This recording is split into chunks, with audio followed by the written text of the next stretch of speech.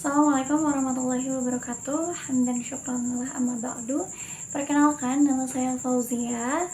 Saya dari kelas MLKS 6A dengan NIM akhir itu 47. Di sini saya akan menjelaskan mengenai pegadaian syariah ya, dengan tema gadai syariah antara nilai sosial dan juga nilai komersil.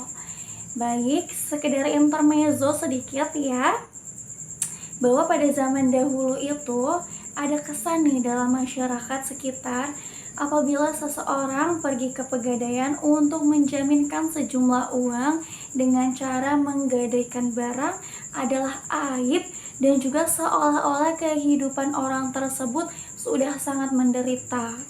Nah, karena itu banyak juga nih di antara masyarakat yang merasa malu menggunakan fasilitas pegadaian. Akan tetapi di masa sekarang ini kehadiran lembaga pegadaian syariah itu di Indonesia juga termasuk ya, bukan sesuatu hal yang asing lagi nih. Bahkan lembaga ini sudah dikenal oleh banyak sekali masyarakat luas, dan juga sudah banyak orang yang mengenal pegadaian sebagai salah satu solusi untuk mendapatkan pinjaman mudah dan juga proses yang cepat. Tetapi masih banyak juga nih dari mereka yang datang ke pegadaian karena malu nih. Lain halnya jika mereka datang ke lembaga perbankan gitu ya, atau lembaga finansial lainnya. Walaupun dengan persyaratan yang lebih sulit dan juga rumit serta proses yang lama untuk mendapatkannya, tetapi perbankan itu dianggap lebih prestisius. Sesuai dengan kemampuan yang ada pada manusia, maka sejauh itu pula lah dia mengorbankan baik tenaga maupun juga pikirannya untuk mendapatkan harta tersebut. Usahanya pun juga bermacam-macam yang dilakukan. Ada yang bekerja sebagai pegawai, ada yang berusaha sebagai pedagang, ada juga yang petani dan juga sebagainya ya. Dan termasuk kehendak Allah pula lah, bahwa karena bermacam-macam kemampuan manusia, maka beraneka ragam pula nikmat Allah yang diterimanya gitu. Ada yang lebih, ada juga yang kurang.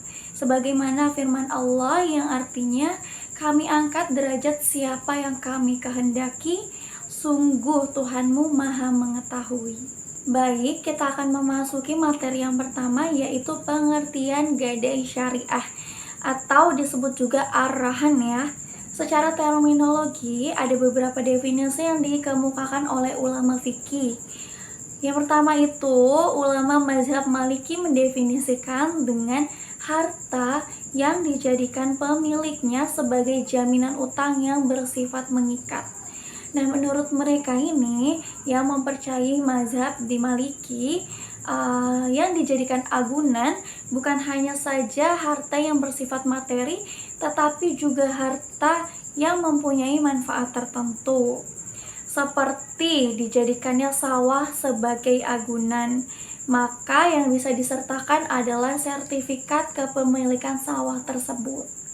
Nah, selanjutnya itu ada ulama dari mazhab Hanafi mendefinisikan rahan atau gadai syariah dengan menjadikan sesuatu barang sebagai pinjaman terhadap hak atau piutang yang mungkin dijadikan sebagai pembayar hak piutang tersebut, baik seluruhnya maupun hanya sebagian.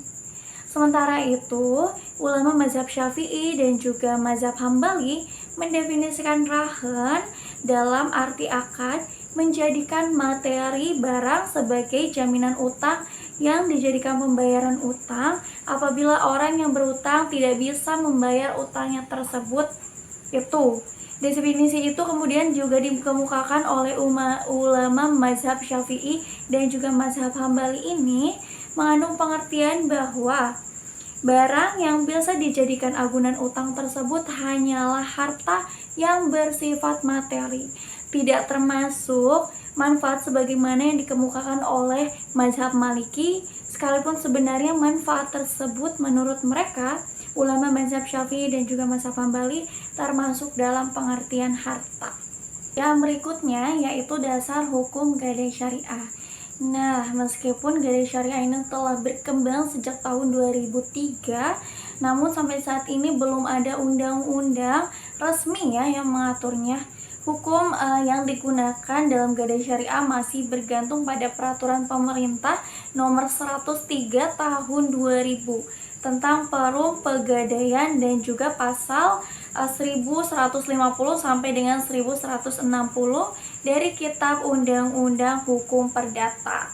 Selain itu, gagasan gadai syariah di Indonesia juga didasarkan pada Fatwa Dewan Syariah Nasional atau DSN MUI nomor 25 garis miring DSN MUI garis miring 3 garis miring 2002 tanggal 26 Juni 2002 yang menyatakan bahwa gadai barang dapat digunakan untuk memberikan pinjaman. Nah, dalam ketentuan umumnya, fatwa tersebut menyatakan bahwa jaminan uang dalam bentuk rahan diizinkan dengan beberapa ketentuan sebagai berikut. Nah, yang pertama ini, murtahin atau si penerima barang memiliki hak untuk menahan marhun atau barang tersebut sampai semua hutang rahin atau semua utang yang menyerahkan barang itu dilunasi. Ketentuan yang kedua itu marhun si barang itu dan juga manfaatnya tetap menjadi milik si rahin yang menyerahkan barang ya. Murtahin ini yang menerima barang itu tidak boleh nih menggunakan marhun kecuali dengan seizin rahin. Dengan manfaatnya hanya mengulangi nilai marhun dan hanya mengganti biaya perawatannya. Nah, pada dasarnya, rahin yang bertanggung jawab untuk memelihara dan menyimpan marhun, tetapi rahin juga mengizinkan murtahin. Yang keempat yaitu jumlah pinjaman tidak boleh menentukan besarnya di biaya administrasi dan penyimpanan marhun. Selain itu ya, jaminan untuk gadai ini juga tidak dapat diterima kecuali dengan ijab dan qabul nih. Dan tidak perlu serah terima jika keduanya setuju bahwa pemegang surat atau hipotek memiliki barang jaminan, maka itu juga bisa jadi sah. Nah, teman-teman, yang berikutnya itu ada prinsip dari gadai syariah ya. Jadi yang pertama itu prinsipnya prinsip titipan atau simpanan wadiah nih. Al-wadiah ini adalah titipan murni dari satu pihak ke pihak yang lain, baik individu maupun hukum, yang dapat dipertahankan dan juga diperluas. Prinsip yang kedua yaitu ada pembiayaan dengan prinsip bagi hasil. Prinsip ini mengatur bagaimana keuntungan bisnis dibagi antara pengelola dan juga penyedia dana.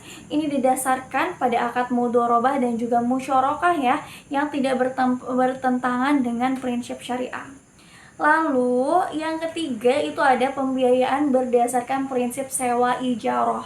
Menurut Fatwa Dewan Syariah Nasional atau DSN MUI, ijarah adalah akad pemindahan hak guna atau manfaat atas suatu barang atau jasa melalui pembayaran upah sewa nih, tanpa diikuti dengan pemindahan kepemilikan barang itu sendiri. Lalu yang keempat atau yang terakhir itu ada juga prinsip pembiayaan dengan prinsip pinjam meminjam ataupun utang piutang.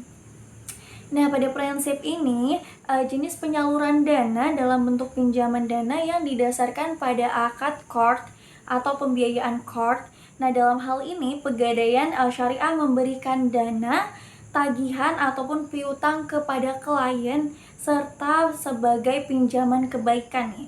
Dan ini dilakukan berdasarkan persetujuan atas kesepakatan antara klien dan juga si Pegadaian Syariah. Maka bisa kita tarik kesimpulan bahwa gadai adalah akad sebuah kepercayaan dengan cara menjadikan sesuatu sebagai barang jaminan atas utangnya yang harus dibayar. Dan apabila utangnya tidak dapat dibayar tepat waktu, maka barang yang dijadikan jaminan tersebut dapat dijual untuk membayar utang tersebut. Baik, itu dia yang dapat saya sampaikan mengenai gadai sosial dan juga komersial.